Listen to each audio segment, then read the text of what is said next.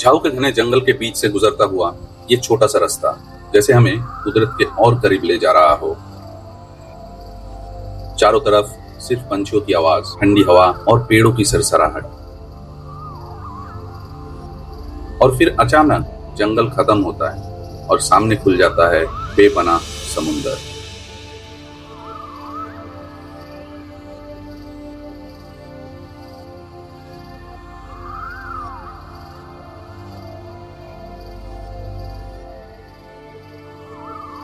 ऊपर से देखो तो नजारा और भी लाजवाब लगता है। एक तरफ घना हरा झाऊ जंगल, दूसरी तरफ नीला समुंदर और बीच में सुनहरी रेत की लंबी लकीर। कुदरत ने जैसे अपनी सबसे खूबसूरत पेंटिंग यहाँ बना दी। आसमान नारंगी और गुलाबी रंगों से भर गया और उस पल सिर्फ एक ही एहसास था, सफर सिर्फ मंजिल तक पहुंचना नहीं होता, बल्कि ऐसे लम्हों को जीना भी होता है। सूरज के पूरी तरह ढलने से पहले ही हम लोग झाऊ जंगल का रास्ता पार करके अपने रिजॉर्ट लौट आए। जब तक हम रिजॉर्ट वापस पहुंचे तब तक पूरा माहौल ही बदल चुका था। रिजॉर्ट एक अलग ही रोशनी में सज उठा था। चारों तरफ चमकती लाइट्स, बीच में चलता हुआ फवारा और शाम की ठंडी हवा, सब मिलकर एक बहुत ही सुकून भरा एटमॉस्फेयर बना रहे थे।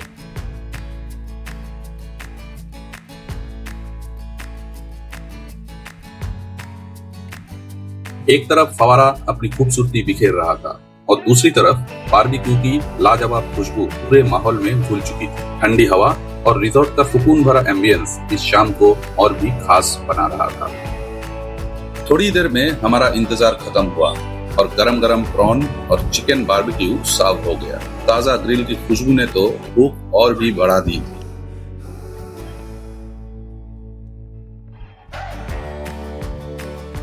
इसी के साथ एक यादगार शाम का सफर खत्म हुआ।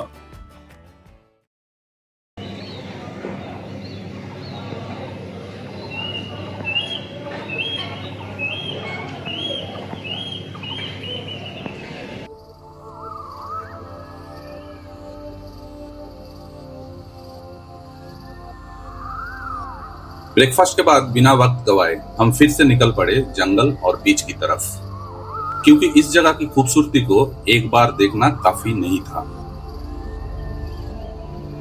झाड़ियों के बीच हमें एक जंगली बैबलर देखने को मिल गया। इसकी पहचान है इसकी पीली चोंच और हमेशा धूप में रहना। इसे सेवन सिस्टर भी कहा जाता है।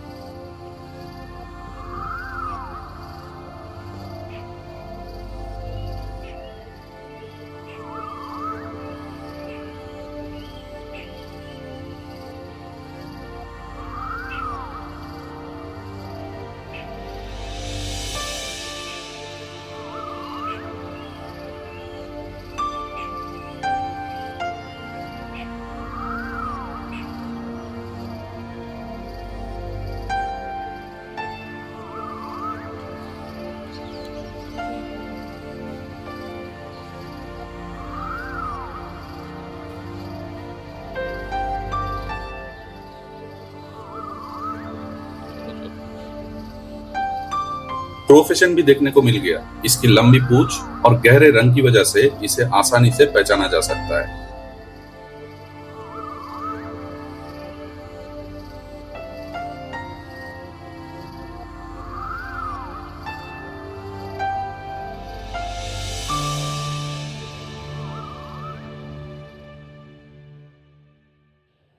एक ऊंट का डर भी नजर आया।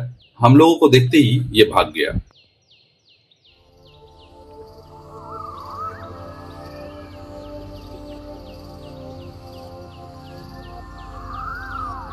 हम आगे बढ़ गए और पहुंच गए समुंदर के पास। ये एक नया बीच था।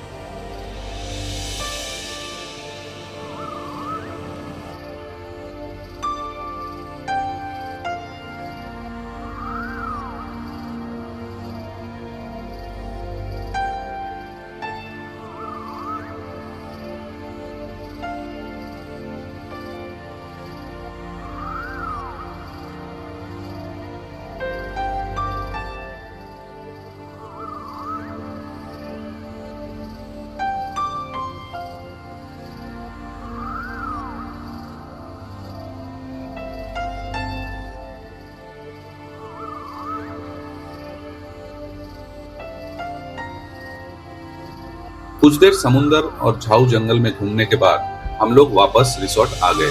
जल्दी से फ्रेश होकर लंच किया क्योंकि दिन का सफर अभी भी बाकी था।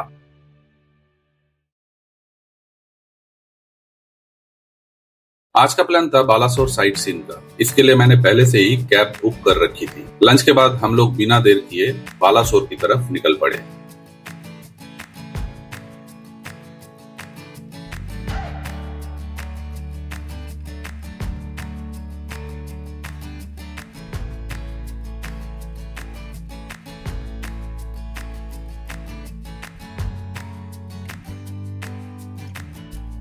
खूबसूरत हाईवे, रास्ते में नजर आने वाले छोटे बड़े पहाड़ और उन पर छाई हरियाली को देखते हुए हम लोग पंचलिंगेश्वर मंदिर की तरफ बढ़ने लगे।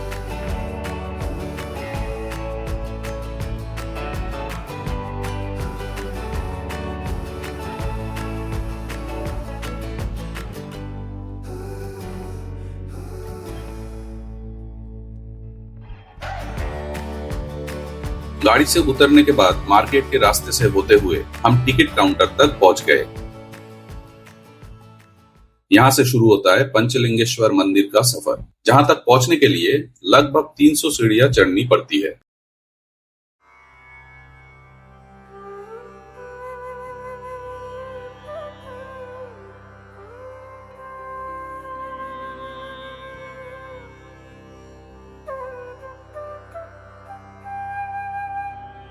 कुछ देर तक सीढ़ियां चढ़ने के बाद रास्ते के किनारे बजरंगबली का एक सुंदर मंदिर नजर आया।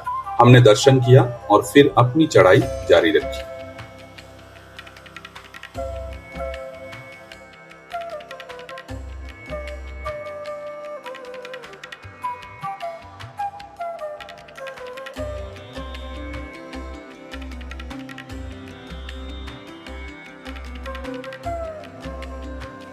देखते ही देखते चढ़ाई खत्म हुआ और हम पहुंच गए मंदिर के प्रांगण तक। आज भक्तों की भीड़ कम थी।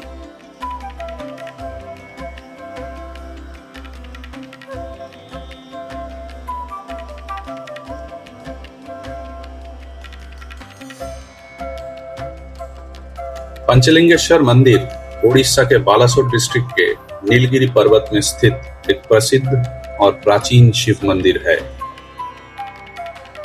ये माना जाता है कि पंचलिंगेश्वर मंदिर एंशियंट ट्राइबल और शैवियट ट्रेडिशन से जुड़ा हुआ है। ब्रिटिश एरा रिकॉर्ड्स में भी नीलगिरी पर्वत के सैक्रेड शिवा साइट का मेंशन मिलता है।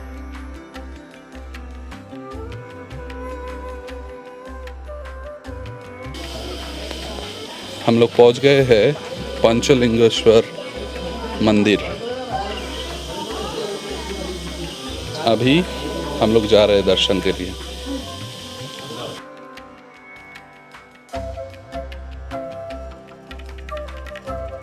ये पानी की धारा लगातार बह रही है और यहाँ पानी के अंदर स्थित पंच शिवलिंगों के ऊपर गिरती है।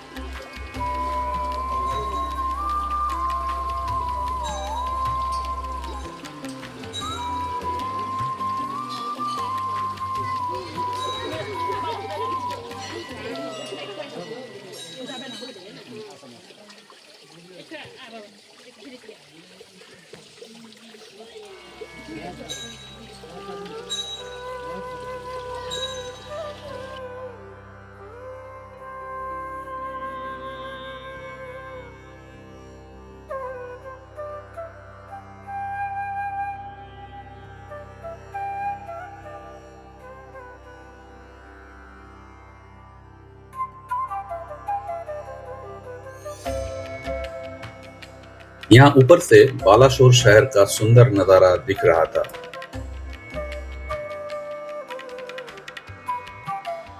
कुछ देर रुकने के बाद हम नीचे उतर आए और अपनी अगली यात्रा के लिए आगे बढ़ गए, नीलगिरी जगन्नाथ मंदिर के दर्शन के लिए।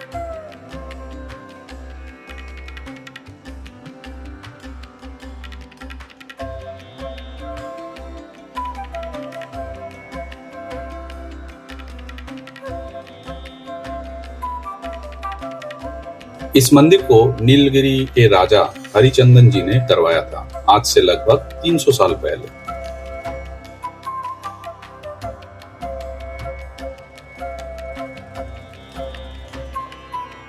मंदिर के बिल्कुल पास ही राजा का पुराना महल भी है। क्योंकि रथ यात्रा नजदीक थी, इसलिए महल के परिसर में भगवान जगन्नाथ के रथ को तैयार करने का काम जोरों शोरों से चल रहा था।